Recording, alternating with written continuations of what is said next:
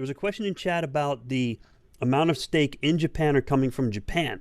So I think that's also something good to talk about. It's not Sam's field of expertise, but it is something that Philippe, Pratesh, and I are probably familiar with the community feelings on that and the community thoughts on that. Anybody's thoughts on the percentage? Now, you got to remember, the ICO was held in Japan. And so thank you to the Japanese for helping with the ICO. So it's all legal, and you don't have the SEC breathing down our neck for the next 5 years saying, where'd that money come from? Came from Japan. That's where we did it. But right now there's massive bags in Japan, and people do pie charts, and they which is important, and it's good. It's good input. Pie charts showing that there's a massive amount of stake still in Japan, still on the pools of Japan. And it's no harm, no foul, but, it does affect people, and they go, wow, sheesh. What are your thoughts on that? Is it good, bad, indifferent? Does it matter? Is it going to fade over the years? No, I think that, as far as being able to capture that market share, it's going to be an area of opportunity, just being able to go in there and provide value to that community.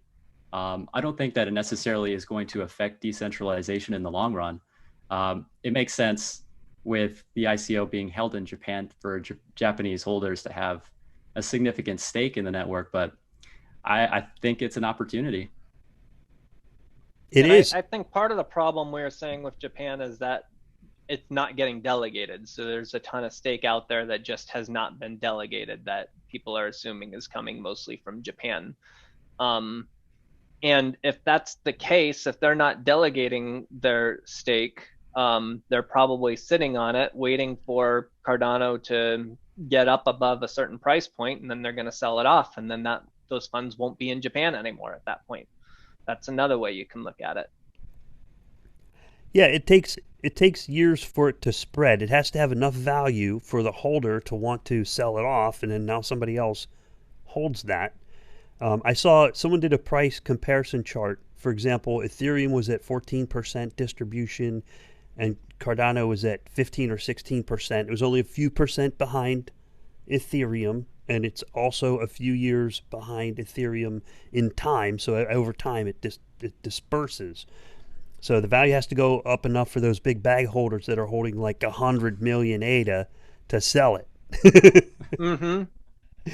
Well, going back to the last conversation we had with Voltaire, if the value goes up so much, the community can always vote to reduce the rewards coming from the reserves because the rewards are worth so much more.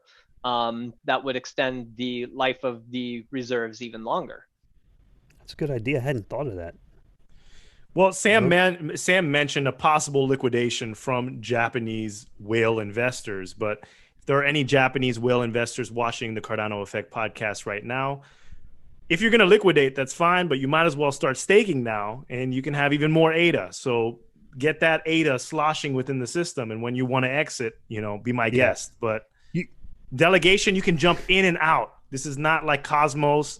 This is not like EOS. This is not like other cryptocurrencies where you have to sit there and you got to wait for your funds. You get your funds slashed, or there's a whole waiting period or a long time period where you have to remove your stake or undelegate and then move it away. You can jump in and out as quickly as possible.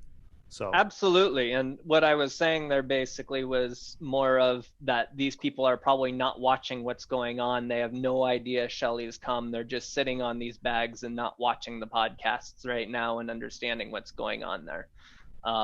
So that was what I was getting at there. Not that they shouldn't delegate. They absolutely should delegate if they're listening. Yes, and that's the key is delegate to pools across the world, right? There's certain pools where it's extremely concentrated with hundreds of millions of ADA. And I'll give you an example. I'm looking at a pool. While you're saying that, I pulled up Pool Tool and I took a look. There's a particular pool that has 416 million ADA sitting on it right now. And I think they only have one node on. And I'm like crying. I'm sitting here crying inside going, oh my gosh, that's a lot of ADA. And I don't even know if the node's turned on because it didn't make any blocks yet. And I guess when you have that much ADA, you don't feel responsible for that ADA or something. I don't know. It's their ADA. They can do whatever they want. They can do whatever they want with that ADA. But I'm like crying inside looking at it saying, turn the nodes on, please. We need that to secure the blockchain. If I had 416 million, Nate, I wouldn't be sitting here right now. No, I'm just kidding. I'd be running like 400 pools. No, I'm just kidding.